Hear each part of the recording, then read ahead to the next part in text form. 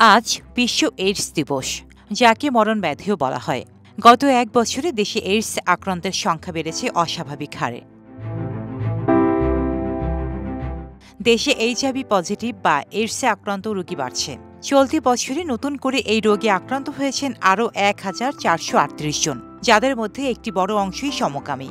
পূর্বে এইডস আক্রান্তদের মাঝে অভিবাসী কর্মী ও শিরায় মাদক গ্রহণকারীর সংখ্যা বেশি পাওয়া গেলেও এবার সমকামীদের হারই বেশি ছিল। দেশের এমন পরিস্থিতির মধ্যে আজ পালিত হচ্ছে বিশ্ব এইডস দিবস। এবার দিবসটির প্রতিপাদ্য নির্ধারণ করা হয়েছে, অধিকার নিশ্চিত হলে এইচআইভি যাবে চলে। স্বাস্থ্য অধিদপ্তরের এইডস নিয়ন্ত্রণ কর্মসূচির তথ্য অনুযায়ী চলতি বছরে নতুন করে রোগটিতে সংক্রমিত হয়েছে ১,৪৩৮ জন, যাদের মধ্যে ৪২% সমকামী, ২৪% সাধারণ মানুষ ও ১০% রোহিঙ্গা। এছাড়া প্রবাসী শ্রমিক, যৌনকর্মী, মাদকসেবী ও তৃতীয় লিঙ্গের মানুষও রয়েছেন।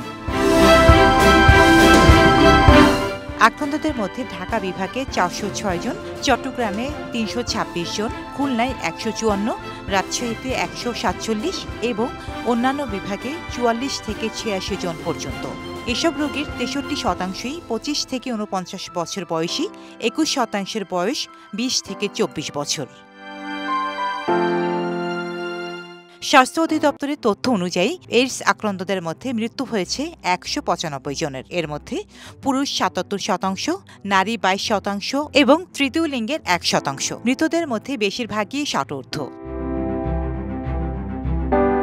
বাংলাদেশে প্রথম এইচআইভি সংক্রমিত ব্যক্তি শনাক্ত হয়েছিল ১৯৮৯ সালে। দেশে ২০২৪ সালের ৩০ নভেম্বর পর্যন্ত শনাক্ত হয় ১২,৪২২ জন। তাদের মধ্যে মারা গেছেন ২,২৮১ জন।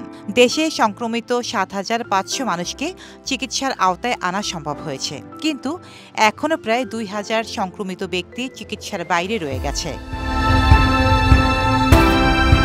বিশেষজ্ঞদের মতে, গত ১০ বছর আগে এইডসে আক্রান্তের সংখ্যা দুই গ্রুপের মধ্যে বেশি ছিল। এক হচ্ছে যৌনকর্মী আর দ্বিতীয় হচ্ছে যারা যৌনকর্মীর সেবা গ্রহণকারী। কিন্তু গত ২-৩ বছরে আমাদের এখানে সমকামী পুরুষের সংখ্যা উদ্বেগজনক হারে বেড়েছে। ডেস্ক রিপোর্ট, সাম্প্রতিক দেশকাল।